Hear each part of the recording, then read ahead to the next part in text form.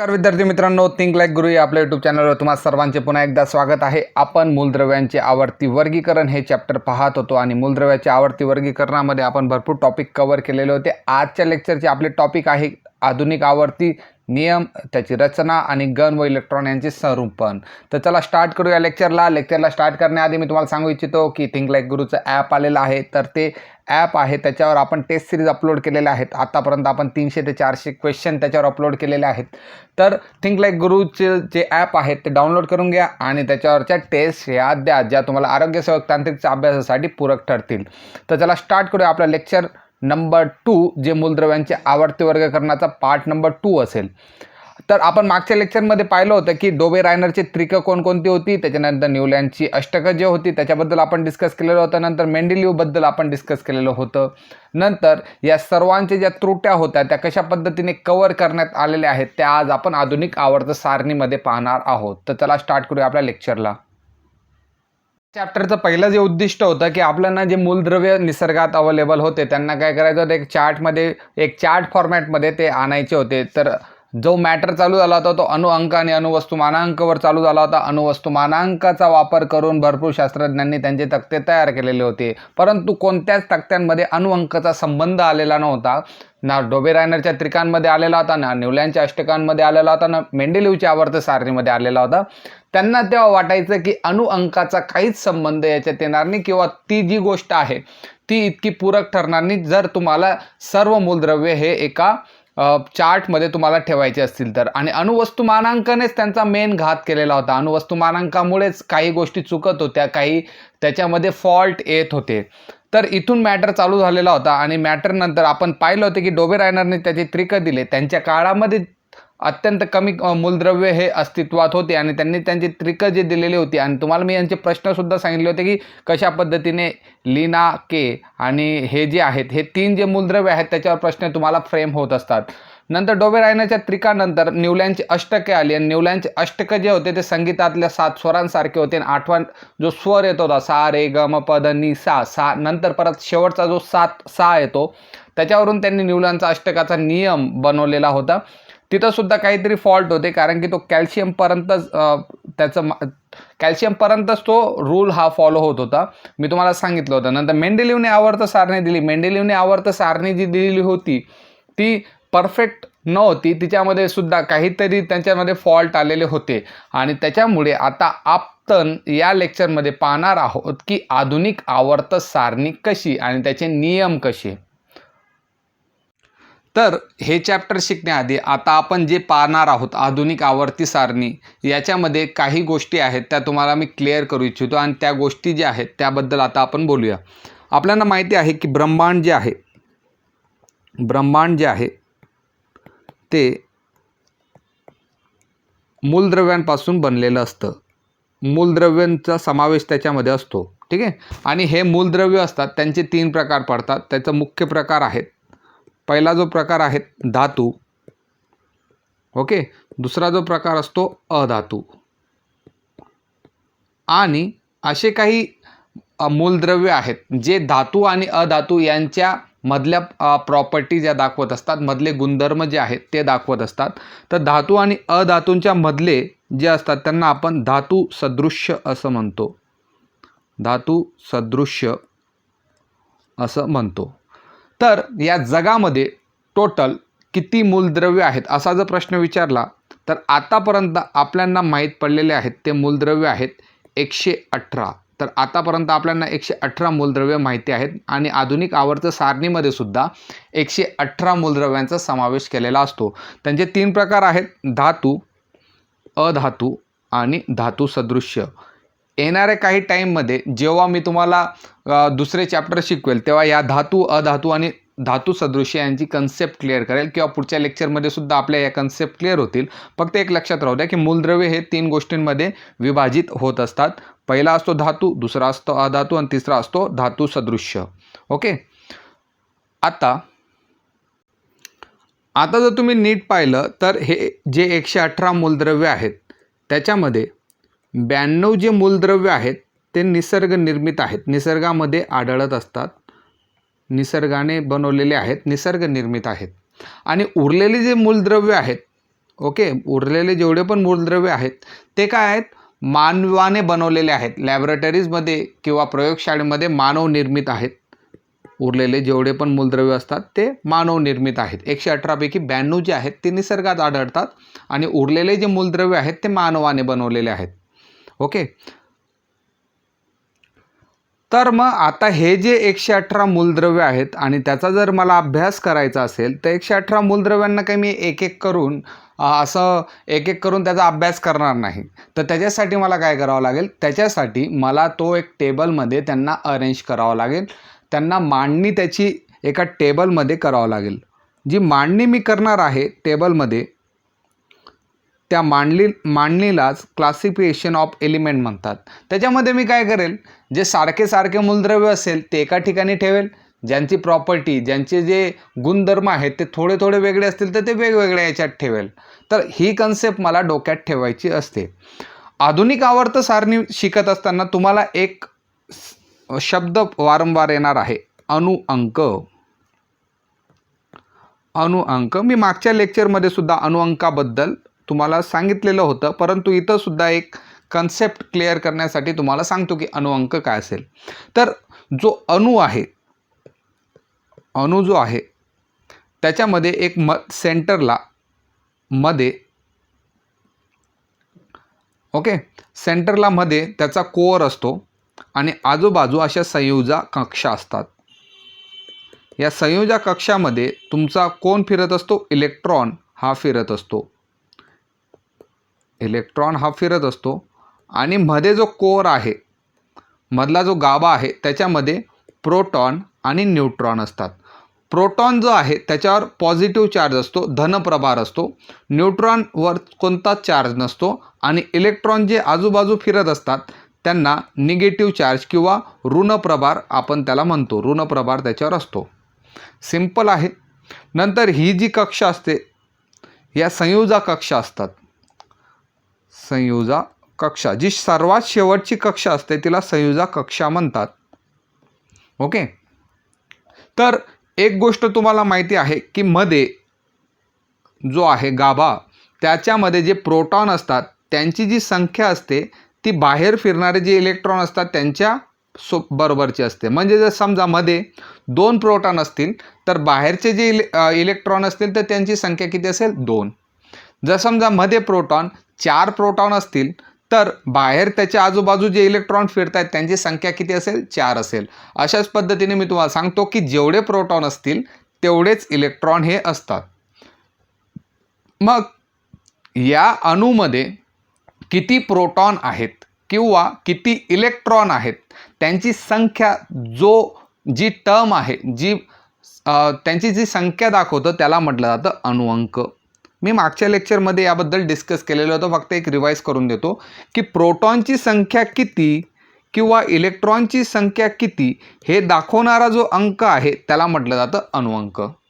Okay, आणि आपली जी आधुनिक आवर्त सारणी आहे ती संपूर्णतः अणुअंकावर अवलंबून असणार आहे. अणुअंक हा शब्द मी वारंवार घेणार आहे.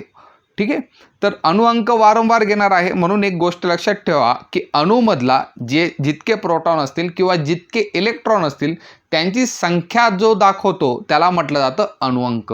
ओके, आता पुढे जाऊया, पुढे पाहूया की आपली पुढची कन्सेप्ट काय आहे. तर मग मॅटर जे चालू झालेलं होतं ते झालं होतं तुमचं अणुअंकावर, अणुअंक आणि अणुवस्तुमानांक. याच्या आधी आपण मागच्या लेक्चरमध्ये जेवढे पण सायंटिस्ट शिकलो होतो ते सर्व सायंटिस्ट कशावर लक्ष देत होते, ते सर्व सायंटिस्ट जे आहेत ते अणुवस्तुमानांकावर लक्ष देत होते. परंतु आता थोडासा काळ पुढे सरकला आणि 1913 मध्ये एक सायंटिस्ट आले, त्यांचं नाव होतं हेनरी मोजले. यांनी अणुअंक मोजले. सिंपल आहे. अणुअंक त्यांचा रूल दिला, त्यांनी ते भरपूर गोष्टी त्याला कॅल्क्युलेट केल्या, भरपूर गोष्टींवर रिसर्च केली आणि त्यांनी एक गोष्ट सांगितली की हे जे उरलेले जेवढे सायंटिस्ट होते, जसं डोबेरायनर झालं, न्यूलँड झाले, सर्वाच्या सर्व जे अणुवस्तुमानांकावर विचार करत होते, त्यांची विचार करण्याची जी क्षमता होती की बुवा आपले जे प्रॉपर्टीज आहेत, जे गुणधर्म आहेत एखाद्या एलिमेंटचे, ते अणुवस्तुमानांकावर जास्त डिपेंड असतात, जास्त अवलंबून असतात, त्यांची ही विचारसरणी होती. परंतु हेनरी मोजले यांनी काय केलं, हेनरी मोजले बोलले की अणुवस्तुमानांकावर सुद्धा त्यांच्या गुणधर्म डिपेंड आहेत, परंतु सर्वात जास्त गुणधर्म जे डिपेंड असतील ते अणुअंकावर असतील आणि अणुअंकावर सर्वात जास्त त्यांचे गुणधर्म डिपेंड आहेत. त्याच्यावरून त्यांनी आधुनिक आवर्त सारणीचा नियम बनवला. तर ते पाहूया आपण पुढच्या स्लाईडमध्ये पाहूया की कशा पद्धतीने ते नियम बनवण्यात आले होते. त्यांचा जो जुना लॉ होता, जो मेंडलीवने लॉ दिलेला होता, मेंडलीवने जो तुम्हाला रूल दिलेला होता, त्याच्यानुसार त्यांचं काय होतं, त्याच्यानुसार त्यांनी सांगितलं की ॲटॉमिक मास म्हणजे अणुवस्तुमानांकावर आवर्ती रूल लागत असेल. परंतु यांनी काही चेंज केलं, ते आता आपण पुढच्या सारणीमध्ये पाहूया. मी तुम्हाला एकच गोष्ट क्लिअर करू शकतो की हेनरी मोजलेने काय सांगितलं की एखाद्या मूलद्रव्याची जे गुणधर्म आहेत ते अणुवस्तुमानांकापेक्षा अणुअंकावर जास्त अवलंबून आहे आणि त्यांनी ते एक्सपेरिमेंटने प्रूव्ह केलेलं आहे, एक्सपेरिमेंटने सांगितलेलं आहे. ओके, मग त्यांनी जी आधुनिक आवर्त सारणी सांगितलेली आहे ती आता आपण इथं पाहणार आहोत. जास्त डीपली आपल्याला जायचं नाही, कारण की याचे जे डीपली चॅप्टर असतात ते तुम्हाला 11वी 12वीमध्ये पाहायला भेटतात आणि जर तुम्ही फक्त आरोग्य सेवकचा अभ्यास करत असणार तर तुम्हाला फक्त स्पेसिफिक काही गोष्टी महत्त्वाच्या असतात. ओके, तर पाहूया की कशा पद्धतीने आधुनिक आवर्त सारणीची जी रचना आहे त्यांनी जी बनवलेली आहे ती कशा पद्धतीने असेल. तर आता तुम्हाला जी फिगर दिसते ती आधुनिक आवर्त सारणी आहे आणि आधुनिक आवर्त सारणी शिकत असताना तुम्हाला आरोग्य सेवकच्या स्टेजला काही पर्टिक्युलर गोष्टी लक्षात ठेवाव्या लागतील. ओके, तर आता आपण याचे 3 ते 4 भाग केलेले आहेत. 3 ते 4 भागांमध्ये आपण शिकणार आहोत, म्हणजे तुम्हाला जी कन्सेप्च्युअल क्लिअरिटी आहे ती इझिली येणार आहे. ओके, तर पाहूया आधुनिक आवर्त सारणीमध्ये. आधुनिक आवर्त सारणीमध्ये टोटल आडव्या ओळी किती आहेत ते मोजूया. ही पहिली ओळ, ही दुसरी, तिसरी, चौथी, पाचवी, 6वी आणि 7वी. टोटल ज्या आडव्या ओळी आहेत हे पहा, असे पूर्ण आडवी ओळ जी आहे हे अशा 7 आडव्या ओळी आहेत. हे जे 7 आडव्या ओळी आहेत त्यांना म्हटलं जातं आवर्त. काय म्हटलं जाणार आहे, पेन चेंज करूया, त्यांना म्हटलं जाणार आहे आवर्त. जे 7 आडव्या ओळी आहेत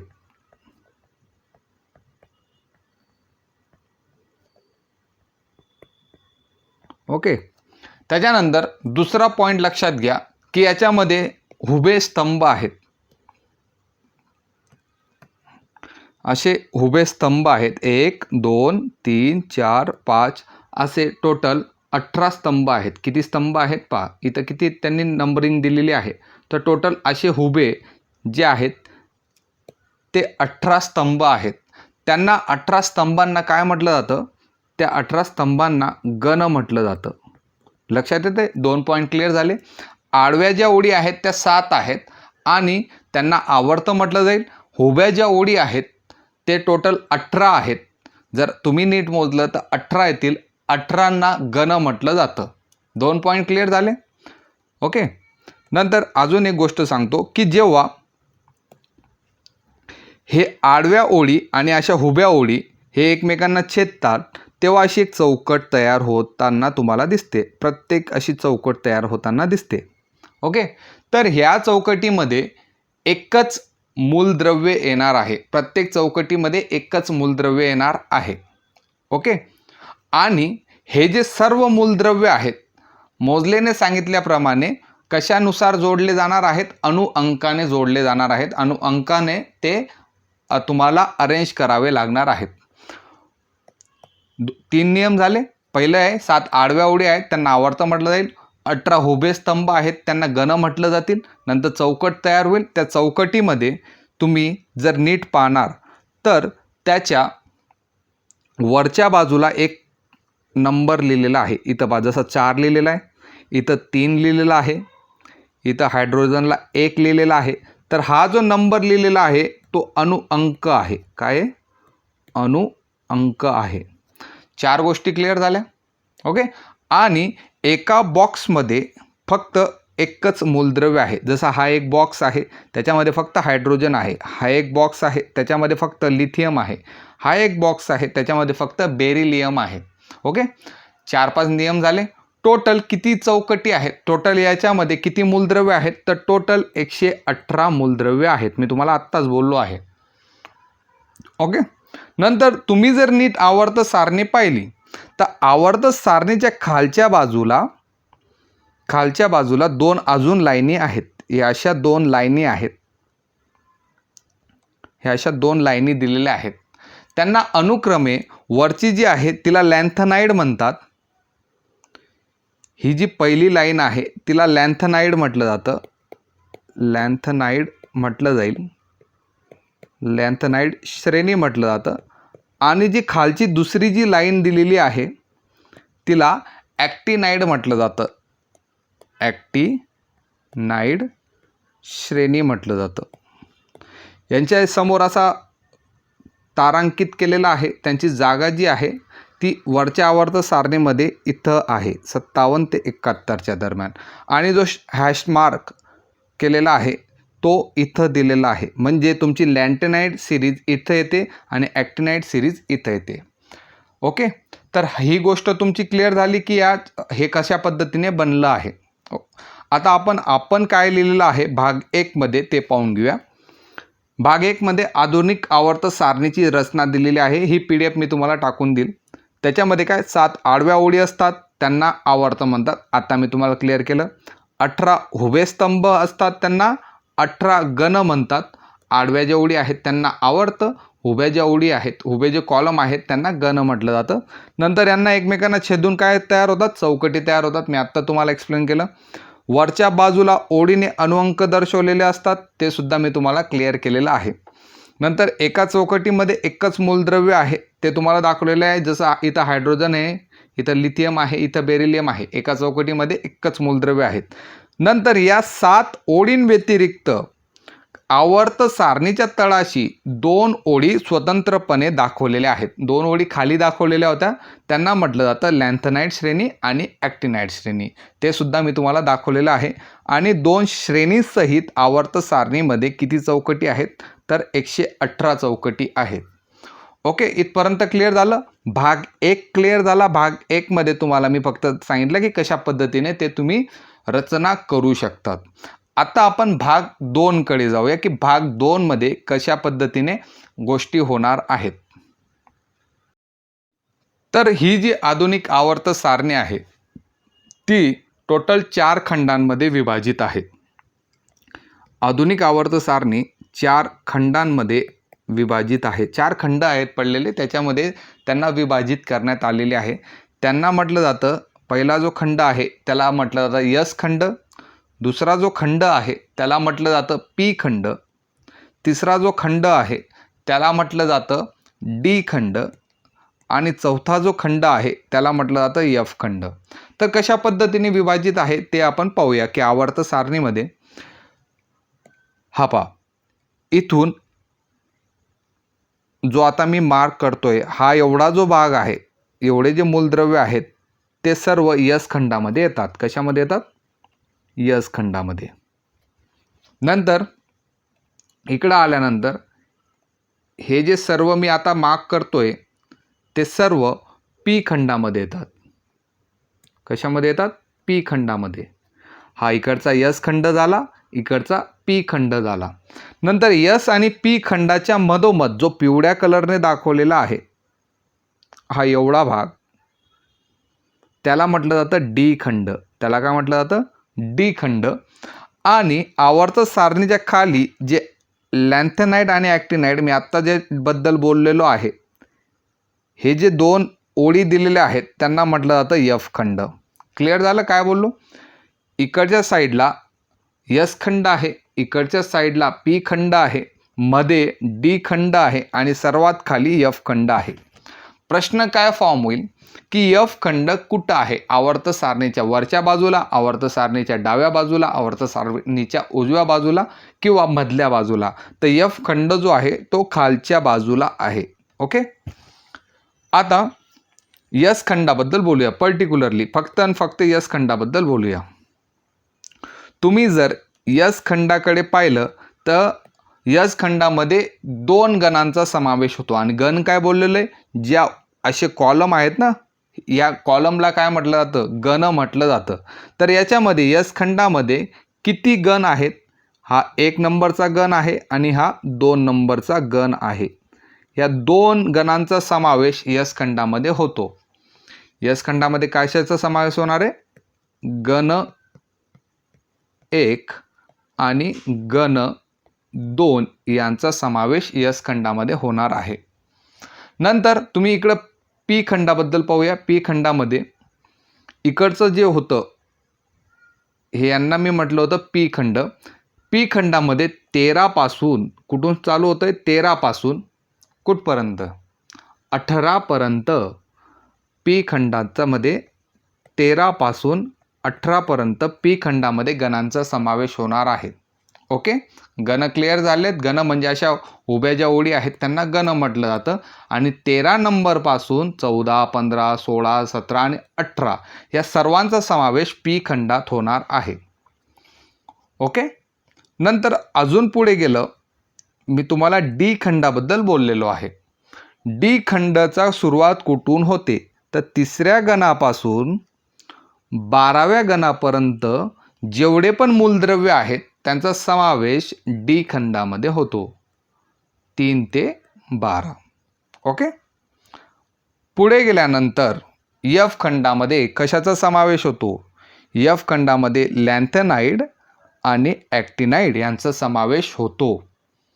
हे पॉईंट तुमचा भाग नंबर 2 मधले आहेत. भाग नंबर 2 मधले जे पॉईंट आहेत एवढेच पॉईंट आहेत. नंतर तुम्ही जर त्याला आधुनिक आवर्त सारणीला थोडंसं लक्ष दिलं, थोडंसं नीट पाहिलं तर मध्ये तुम्हाला अशी डार्कवाली लाईन दिसते. याला झूम करूया. डार्कवाली लाईन दिसते आहे. ओके, ही एक प्रकारे नागमोडी लाईन आहे. नागाच्या आकाराची अशी, नाग जसा असतो तशा पद्धतीची ही एक लाईन आहे. त्या लाईनमध्ये 2 बाजू असतात. एक असते डावी बाजू, ही इकडची बाजू, आणि एक असते उजवी बाजू, ही इकडची बाजू. तर जे डावी बाजू आहे, डावी बाजूला ही जी लाईन आहे ती काय करते, धातू, अधातू आणि धातू सदृश्य यांना वेगळं करते. यांना काय करते, वेगळं करते. तर त्याच्या डाव्या बाजूला जे मूलद्रव्य असतात ते धातू असतात. ओके, त्याच्या उजव्या बाजूला जे मूलद्रव्य असतात त्यांना अधातू म्हणतात. आणि असे किनाऱ्यावरचे जे मूलद्रव्य आहेत, किनाऱ्यावरचे मूलद्रव्य जे आहेत, हे जे मूलद्रव्य आहेत त्यांना धातू सदृश्य म्हणतात. धातू सदृश्य मूलद्रव्य म्हणतात.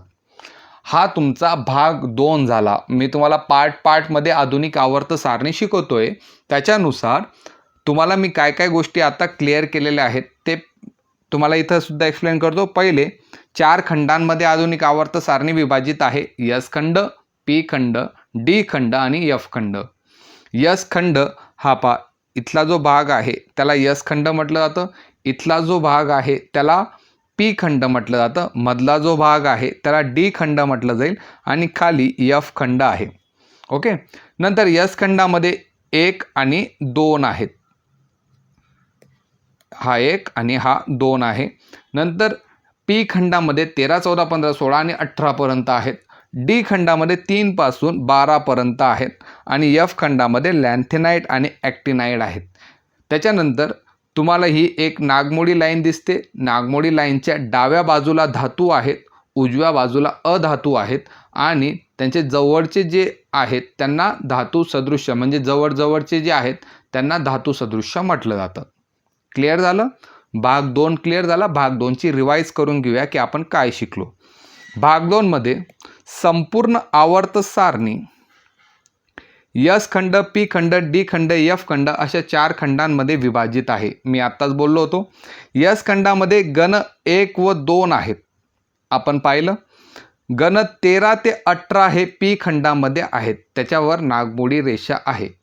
पाहून घ्या, याच्यातच नागमोडी रेषा होती ना. ओके, त्याच्यानंतर गण 3 ते 12 म्हणजेच डी खंड. डी खंडाला संक्रमक मूलद्रव्य म्हणतात. ते मी तुम्हाला पुढे सांगतो की कशा पद्धतीने त्यांना संक्रमक मूलद्रव्य म्हणतात. तळाशी म्हणजे बॉटमला सर्वात खाली लॅन्थेनाइड आणि ॲक्टिनाइड सिरीज आहेत, त्यांना एफ खंड म्हणतात. गोष्ट लक्षात राहून घेऊ द्या, हे सर्व जे पॉईंट आहेत ते तुमचे एक एक मार्कचे MCQ बनतात. 2-2 मार्कचे ते MCQ बनणार आहेत, म्हणून मी तुम्हाला 2 ते 3 वेळेस ती गोष्ट सांगितलेली आहे. आणि हे पूर्ण चॅप्टर तुमचं कन्सेप्टपेक्षा तुमचं पाठांतर किती आहे त्याच्यानुसार बनतं. नंतर एक नागमोडी रेषा आहे. नागमोडी रेषेच्या डाव्या बाजूला धातू आहेत, उजव्या बाजूला अधातू आहेत आणि किनाऱ्यालगतचे जे आहेत त्यांना धातू सदृश्य म्हटलं गेलेलं आहे. भाग 2 क्लिअर झाला. भाग 2 मध्ये काय गोष्टी आपण शिकलेलो होतो. ओके, आता आपण भाग 3 कडे येऊया. तर मूलद्रव्यांच्या आवर्ती वर्गीकरणमध्ये काही वेळेस काय होतं की तुम्हाला काही गोष्टी पाठ कराव्या लागतात. टोटल तुम्ही 20 मूलद्रव्य पाठ करायचे असतात. तर 20 मूलद्रव्य कोणकोणती तुम्हाला लक्षात ठेवावं लागतात. पहिला आहे हायड्रोजन. मी आता 20 मूलद्रव्य लिहितो. तर हे जे 10 आता मी लिहिलेले आहेत. पहिला आहे hydrogen, helium, lithium, beryllium, boron, carbon, nitrogen, oxygen, fluorine आणि निऑन. हे 10 मूलद्रव्य लिहिलेले आहेत. आणि हे जे पाठ करायची ट्रिक कशी आहे ते मी तुम्हाला खाली लिहिलेले आहे. एक वाक्य लक्षात तुम्हाला ठेवावं लागेल. Hi, hello, listen BBC news on Friday night. हे वाक्य तुम्हाला लक्षात ठेवावं लागेल. आणि हे वाक्य जर तुम्ही लक्षात ठेवलं तर तुम्हाला ही ट्रिकनुसार तुम्ही पहिले 10 मूलद्रव्य इझिली फाइंड आउट करू शकता. जसं हाय लिहिलेलं आहे, इथं एच आहे, त्याच्यावरून हायड्रोजन आला, हा पहा हायड्रोजन. त्याच्यानंतर हेलो लिहिलेला आहे, त्याच्यामध्ये एचई आला, त्याच्यावरून तुम्ही म्हणू शकतात हेलियम 2 नंबरला. नंतर लिसन, लिसन म्हणजे लिथियम, Li. त्याच्यामधला पुढचा आहे बी, BBC मधला पहिला बी वरून आला बेरिलियम. नंतर BBC मधला दुसऱ्या बी वरून आला बोरॉन. नंतर 6वा मूलद्रव्य आहे तो कार्बन आहे, तो इथं कार्बन आला. नंतर न्यूजमधला जो N आहे त्याच्यावरून नायट्रोजन. नंतर ऑनमधला O जो आहे त्याच्यावरून ऑक्सिजन. नंतर फ्लोरीनमधला F जो आहे, फ्रायडेमधला जो F आहे त्याच्यावरून फ्लोरीन आणि नाईटमधला N जो आहे त्याच्यावरून निऑन. तर हे वाक्य तुम्हाला लक्षात ठेवावं लागेल आणि तुमचे पहिले 10 मूलद्रव्य पाठ होऊन जातील. Hi, hello, listen BBC news on Friday night. Hi, hello, listen BBC news on Friday night. Okay, तर अशा पद्धतीने तुम्ही 10 मूलद्रव्य पाठ करू शकतात. क्लिअर झालं. हे जी पेज आहे त्याला स्क्रीनशॉट घेऊन घ्या आणि या स्क्रीनशॉटला तुम्ही सराव करा, म्हणजे पहिले 10 मूलद्रव्य तुम्हाला पाठ करावे लागतील. आणि जनरली 20 मूलद्रव्य तुमचे लक्षात ठेवावेच लागतात. आता पुढचे 10 मूलद्रव्य आहेत ते कशा पद्धतीने पाठ करायचे ते मी तुम्हाला ट्रिकद्वारे सांगतो. तर आता आपण पाहूया की 11 ते 20 जे मूलद्रव्य आहेत ते कशा पद्धतीने पाठ करायचं. 11वा जो मूलद्रव्य आहे तो सोडियम आहे. त्याची लिहिण्याची पद्धत आहे Na. नंतर मॅग्नेशियम त्याला आपण Mg लिहितो. नंतर ॲल्युमिनियम त्याला Al लिहितो. नंतर सिलिकॉन आहे 14व्या नंबरला, त्याला Si लिहितो. नंतर फॉस्फरसला P लिहितो. सल्फरला S लिहिलं जातं. क्लोरीनला Cl लिहिलं जातं. आर्गॉनला Ar लिहिलं जातं. 19 नंबर आहे पोटॅशियम, त्याला K लिहिलं जातं. नंतर 20 नंबर आहे कॅल्शियम. मी तुम्हाला बोललो आहे की 20 पाठ करायचेच आहेत. मग त्याच्यासाठी ही ट्रिक मी तुम्हाला दिलेली आहे.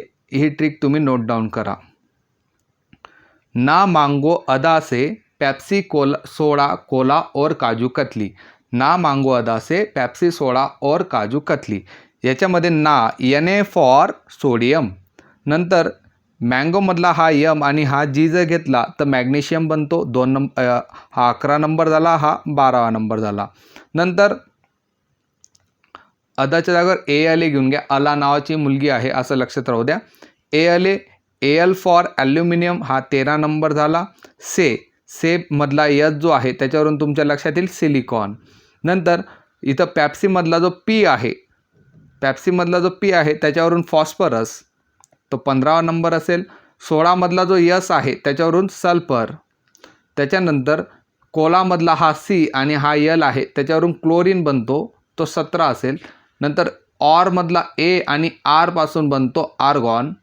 नंतर काजूमधला K जर घेतला तर तुमचा बनतो पोटॅशियम.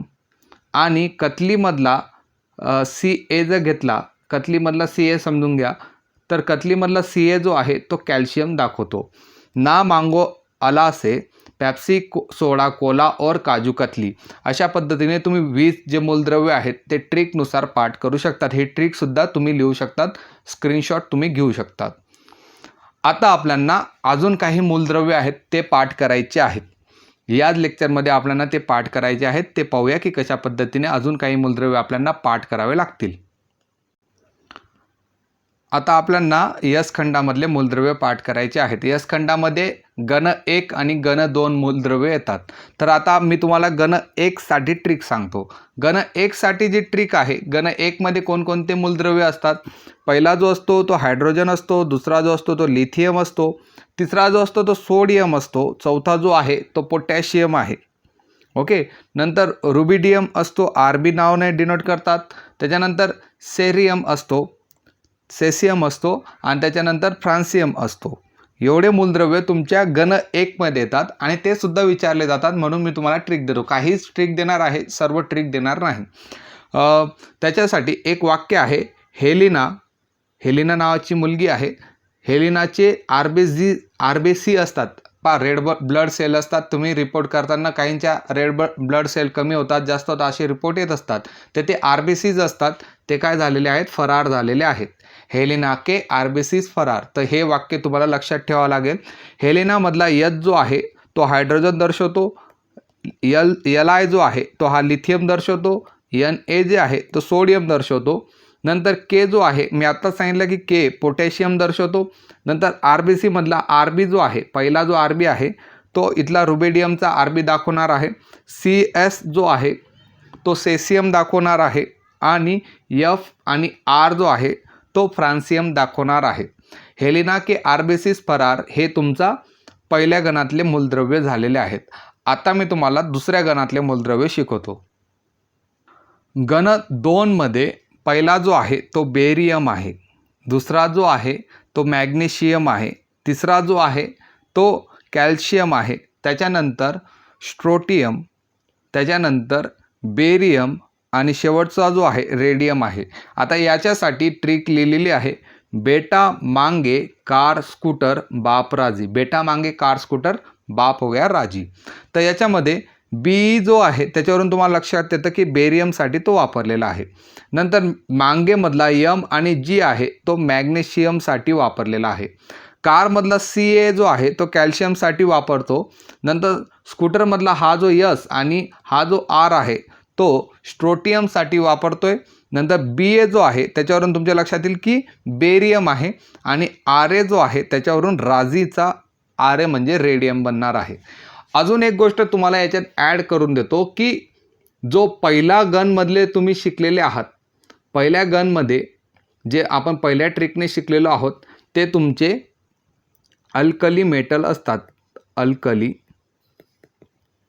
धातू आहेत आणि हे जे आहेत अल्कधर्मी मृदा धातू असतात. अल्कधर्मी मृदा धातू असतात. हे जे आपण ह्या ट्रिकने जेवढे मूलद्रव्य शिकलेलो आहोत ते अल्कधर्मी मृदा धातू आहेत आणि या ट्रिकने आपण जे शिकलेलो आहोत ते अल्कधर्मी धातू आहेत. फक्त अल्कधर्मी धातू.